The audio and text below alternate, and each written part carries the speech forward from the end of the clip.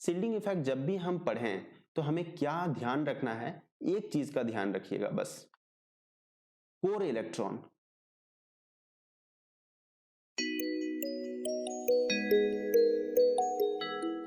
Hello guys, welcome back to another video tutorial from NCERT Reader. In this video today we will understand exactly what is shielding effect, which is also called as screening effect, and further on we'll understand how the shielding effect value changes when we move across a period, that is from left to right, or when we move down the group.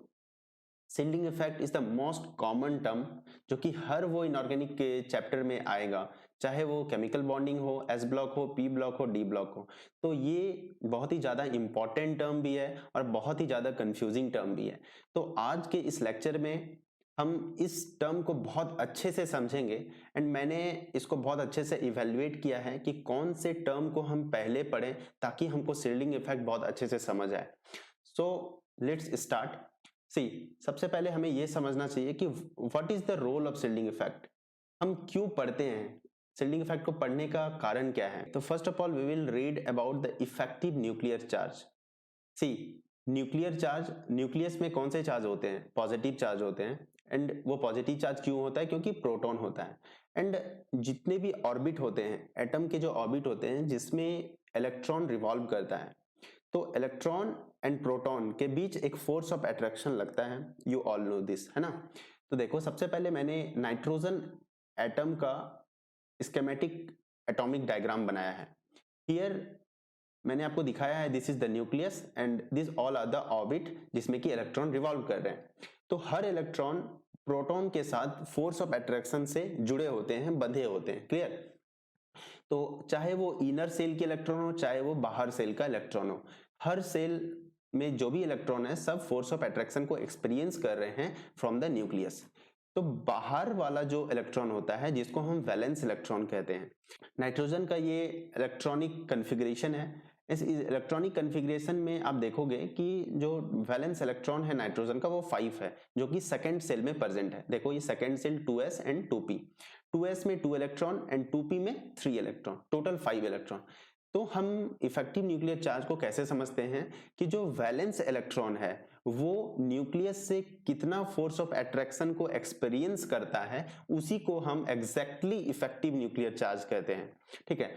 Inner वाला जो subshell है जिसको हम core electron भी कहते हैं, ठीक है, तो ये जो 1s में इलेक्ट्रॉन है इसको हम क्या कहते हैं, कोर इलेक्ट्रॉन कहते हैं। ये है क्या, कोर इलेक्ट्रॉन। ठीक है। तो ये जो कोर इलेक्ट्रॉन है जो कि वैलेंस सेल के अंदर प्रेजेंट होता है, ये एग्जैक्टली 7 प्रोटॉन का फोर्स ऑफ अट्रैक्शन को एक्सपीरियंस करता है। बट जो वैलेंस सेल में इलेक्ट्रॉन है वो 7 प्रोटॉन के फोर्स ऑफ अट्रैक्शन को एक्सपीरियंस नहीं करते हैं, वो 7 प्रोटॉन से कम फोर्स ऑफ अट्रैक्शन को एक्सपीरियंस करते हैं। उसी को हम इफेक्टिव न्यूक्लियर चार्ज कहते हैं। इफेक्टिव न्यूक्लियर चार्ज हमेशा जो नेट न्यूक्लियर चार्ज होता है उससे कम एक्सपीरियंस होता है। तो इफेक्टिव न्यूक्लियर चार्ज क्या है, it is the force of attraction, FOA, force of attraction experienced bye valence electron. Clear. तो इफेक्टिव न्यूक्लियर चार्ज क्या है, it is the force of attraction जो कि वैलेंस इलेक्ट्रॉन एक्सपीरियंस करता है न्यूक्लियस से। ठीक है। अब देखो इफेक्टिव न्यूक्लियर चार्ज जो Z से हम डिनोट कर रहे हैं, ये less than net nuclear charge होता है, नेट न्यूक्लियर चार्ज होता है। ठीक है। जो इफेक्टिव न्यूक्लियर चार्ज है वो लेस होता है नेट न्यूक्लियर चार्ज से, it is because of the shielding effect. इसीलिए मैंने इफेक्टिव न्यूक्लियर चार्ज आपको पहले बताया ताकि आपको शिल्डिंग इफेक्ट समझ में आए। तो देखो ये जो बाहर वाला सेल है that is 2s and 2p, ये इनर वाले सेल जो कि 1s है, ये 1s न्यूक्लियस को पूरी तरह से कैप्चर करके रखता है।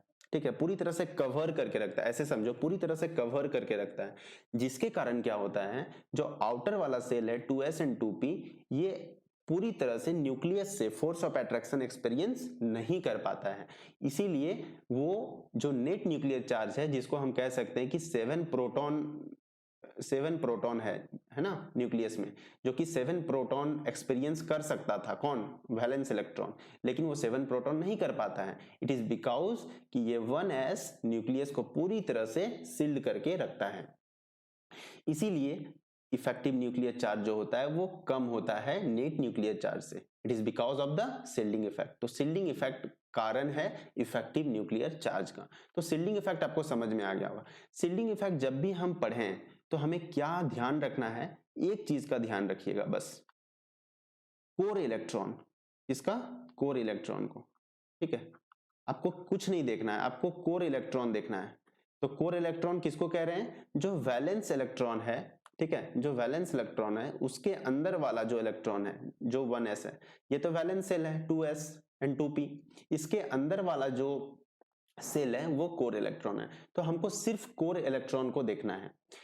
कोर इलेक्ट्रॉन ही सील्ड करता है किसको, न्यूक्लियस को, जिसके कारण वैलेंस सेल पूरी तरह से एक्सपीरियंस नहीं कर पाते हैं न्यूक्लियर फोर्स ऑफ अट्रैक्शन को, ठीक है। अब हमारा नेक्स्ट पार्ट ऑफ डिस्कशन है कि हम पीरियड में सील्डिंग इफेक्ट की वैल्यू क्या देखेंगे, कैसे चेंज होगा, और ग्रुप में हम देखेंगे कि कैसे सील्डिंग इफेक्ट का वैल्यू चेंज होता है, बढ़ता है, घटता है, कांस्टेंट होता है। बहुत इजी है, बहुत अच्छे से समझ आ रहा होगा आपको, ठीक है। तो देखो, जब हम पीरियड की बात करते हैं, ठीक है, across the period, left to right, तो मैंने दो एग्जांपल लिया है, nitrogen and oxygen. Nitrogen atomic number 7, ठीक है, एंड ऑक्सीजन एटॉमिक नंबर 8। जब आप नाइट्रोजन में देखोगे उसकी इलेक्ट्रॉनिक कॉन्फ़िगरेशन को, तो आप देखोगे कि कोर इलेक्ट्रॉन 1s2 है and valence electron 2s2 and 2p3, that is 5 electron valence electron है। जब आप ऑक्सीजन में देखोगे तो आप देखोगे कि वैलेंस इलेक्ट्रॉन बढ़ गया, ठीक है, 6 इलेक्ट्रॉन है, एंड कोर इलेक्ट्रॉन जो है वो कहीं ना कहीं इक्वल है ना, इक्वल है, चेंज नहीं हो रहा है, कोर इलेक्ट्रॉन में चेंज नहीं हो रहा है। इसका मतलब क्या चेंज नहीं हो रहा है, जो सील्ड करके रख रहा है न्यूक्लियस को, कोर इलेक्ट्रॉन नाइट्रोजन में भी 1s2 है एंड ऑक्सीजन में भी क्या है, 1s2 है, मतलब दो ही इलेक्ट्रॉन इनर कोर में प्रेजेंट है। जब हम पीरियड में जाते हैं तो हमें यह देखने को मिलता है कि कोर इलेक्ट्रॉन चेंज नहीं करता है। इसका मतलब क्या है कि सील्डिंग जो है वो चेंज नहीं कर रहा है, सील्डिंग इफेक्ट क्या है, बराबर है, कांस्टेंट है। तो हम कह सकते हैं कि सील्डिंग इफेक्ट जो होता है वो कांस्टेंट रहता है, ठीक है, इसमें अक्रॉस द पीरियड। अब ये कांस्टेंट थोड़ा सा कंट्राडिक्टिंग है, समझ में आएगा। तो हम यहां देख रहे हैं कि कोर इलेक्ट्रॉन जो है वो क्या है, इक्वल रह रहा है across the period. Total electron कितने थे नाइट्रोजन में, 7, ऑक्सीजन में कितने, 8। तो टोटल प्रोटॉन कितने हो गए, 7 नाइट्रोजन में, एंड ऑक्सीजन में टोटल प्रोटॉन कितने हो गए, 8।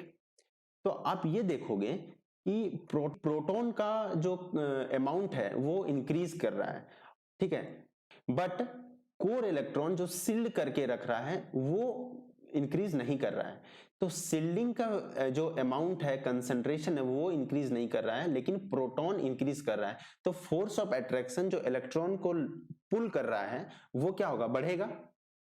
इफेक्टिव न्यूक्लियर चार्ज तो नाइट्रोजन और ऑक्सीजन में जब हम कंपैरिजन करेंगे तो ऑक्सीजन का इफेक्टिव न्यूक्लियर चार्ज ज्यादा होगा, ठीक है, क्योंकि जो सील्डिंग करके रख रहा है उसकी वैल्यू तो बराबर है, लेकिन जो एक्सपीरियंस कर रहा है फोर्स ऑफ अट्रैक्शन, इलेक्ट्रॉन भी बढ़ रहे हैं, प्रोटॉन भी बढ़ रहे हैं। तो इफेक्टिव न्यूक्लियर चार्ज क्या होता है, इंक्रीज करता है, ठीक है। इफेक्टिव न्यूक्लियर चार्ज क्या होगा, इंक्रीज करेगा when we move across the period, है ना। इफेक्टिव न्यूक्लियर चार्ज बढ़ेगा क्योंकि नंबर ऑफ प्रोटॉन बढ़ रहा है, लेकिन सील्डिंग करने का जो कैपेसिटी है वो कहीं ना कहीं बराबर रहता है। तो हम कहते हैं, यहां पे एक स्टेटमेंट कहते हैं कि इफेक्टिव न्यूक्लियर चार्ज बढ़ता है, कहीं ना कहीं इफेक्टिव न्यूक्लियर चार्ज ओवरकम करता है किसको, सील्डिंग इफेक्ट को, है ना। सील्डिंग इफेक्ट का वैल्यू जो है वो कांस्टेंट है, लेकिन इफेक्टिव न्यूक्लियर चार्ज का वैल्यू बढ़ जाता है, जिसके कारण क्या होगा कि जो फोर्स ऑफ अट्रैक्शन एक्सपीरियंस करेगा न्यूक्लियस, है ना, न्यूक्लियस जो इलेक्ट्रॉन को अपनी तरफ से ज्यादा खींचेगा, जिसके कारण हम देखते हैं कि along the across the period जो रेडियस है, जो रेडियस है वो क्या होता है, डिक्रीज करता है। जब हम रेडियस डिक्रीज करने का रीजन देंगे तो इसका एग्जैक्टली यही रीजन होगा कि इफेक्टिव न्यूक्लियर चार्ज की वैल्यू बढ़ जाती है in comparison to shielding effect. ठीक है, शिल्डिंग इफेक्ट को सप्रेस कर देता है और इफेक्टिव न्यूक्लियर चार्ज बढ़ जाता है, देयरफॉर फोर्स ऑफ अट्रैक्शन बढ़ जाता है और रेडियस का वैल्यू डिक्रीज कर जाता है। तो across the period shielding effect कह सकते हैं decreases and effective nuclear charge increases, therefore radius decreases. Clear हो गया होगा। अब हम देखेंगे अलोंग द पीरियड तो देख लिया, अब डाउन द ग्रुप में देखेंगे कि डाउन द ग्रुप में क्या होता है ना। तो डाउन द ग्रुप में हम ये चीज देखेंगे कि क्या होता है। तो देखो डाउन द ग्रुप में हम क्या देख रहे हैं यहाँ पे। तो डाउन द ग्रुप मैंने अल्कली मेटल का एग्जांपल लिया है, lithium, sodium and potassium. Lithium में 3 इलेक्ट्रॉन, सोडियम में 11 इलेक्ट्रॉन एंड पोटासियम में 19 इलेक्ट्रॉन। तो हम यहाँ पे देखते हैं कि जब हम डाउन तक ग्रुप जाते हैं तो वैलेंस इलेक्ट्रॉन जो है वो इक्वल रहता है, लेकिन कोर इलेक्ट्रॉन क्या है, कोर इलेक्ट्रॉन हमेशा इंक्रीज कर रहा है। तो जब भी हम शिल्डिंग इफेक्ट की वैल्यू देखेंगे तो हम क्या देखेंगे, कोर इलेक्ट्रॉन को देखेंगे। तो देखो कोर इलेक्ट्रॉन का जो नंबर है वो क्या है, इंक्रीज कर रहा है। In case of lithium, lithium के केस में कोर इलेक्ट्रॉन कितना है, 2। सोडियम के केस में कोर इलेक्ट्रॉन कितने हैं, 10। And in case of potassium core electron कितने हैं, 18 कोर इलेक्ट्रॉन्स हैं। तो 18 कोर इलेक्ट्रॉन न्यूक्लियस को पूरी तरह से सील्ड कर लेगा, है ना। उसके बाद सोडियम 10 इलेक्ट्रॉन न्यूक्लियस को पूरी तरह से सील्ड कर लेगा। तो बाहर वाला जो एक इलेक्ट्रॉन बचा रहा सोडियम में, ये जो वैलेंस इलेक्ट्रॉन है, तो ये क्या करेगा, फोर्स ऑफ अट्रैक्शन को एक्सपीरियंस कर पाएगा, नहीं कर पाएगा। उसी तरह पोटासियम, पोटासियम में 18 कोर इलेक्ट्रॉन्स हो गए, ये तो और अच्छी तरह से क्या करेगा, सील्ड कर लेगा किसको, न्यूक्लियस को। तो जो बाहर में 1 इलेक्ट्रॉन बचे रहे वो फोर्स ऑफ अट्रैक्शन को एक्सपीरियंस नहीं कर पाएंगे। तो हम क्या देख रहे हैं कि सील्डिंग का वैल्यू, कोर इलेक्ट्रॉन का वैल्यू बढ़ेगा तो सील्डिंग का वैल्यू बढ़ेगा। तो हम कह सकते हैं कि डाउन द ग्रुप जब हम जाते हैं तो सील्डिंग इफेक्ट की वैल्यू क्या होती है, इंक्रीज करती है। क्लियरली समझ में आ रहा है सील्डिंग इफेक्ट का वैल्यू क्यों बढ़ गया, क्योंकि कोर इलेक्ट्रॉन का नंबर बढ़ गया, बहुत अच्छे से न्यूक्लियस को सील्ड कर लिया, तो सील्डिंग इफेक्ट का वैल्यू बढ़ गया, स्क्रीनिंग इफेक्ट का वैल्यू बढ़ गया। जब सील्डिंग इफेक्ट का वैल्यू बढ़ जाएगा तो जो इफेक्टिव न्यूक्लियर चार्ज है, जो कि वैलेंस इलेक्ट्रॉन एक्सपीरियंस कर रहा था फोर्स ऑफ अट्रैक्शन न्यूक्लियस से, वो नहीं कर पाएगा क्योंकि सील्ड करके रखा है। तो effective nuclear charge down the group में क्या होता है, डिक्रीज करता है, सील्डिंग इफेक्ट का वैल्यू बढ़ जाता है। जब सील्डिंग इफेक्ट का वैल्यू बढ़ जाता है और फोर्स ऑफ अट्रैक्शन कम हो जाता है, therefore radius down the group जाने से इसीलिए इंक्रीज करता है। तो एग्जैक्टली यही रीजन है डाउन द ग्रुप रेडियस को बढ़ने का, है ना। तो यही रीजन है down the group screening effect बढ़ता है, सील्डिंग इफेक्ट बढ़ता है।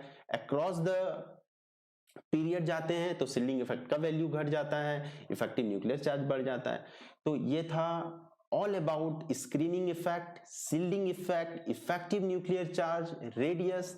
अगर आपको ये वीडियो पसंद आया है तो प्लीज लाइक करो, सब्सक्राइब करो, शेयर करो। Thank you. फिर मिलते हैं अगले वीडियो में, तब तक के लिए बाय बाय, टाटा, नमस्कार।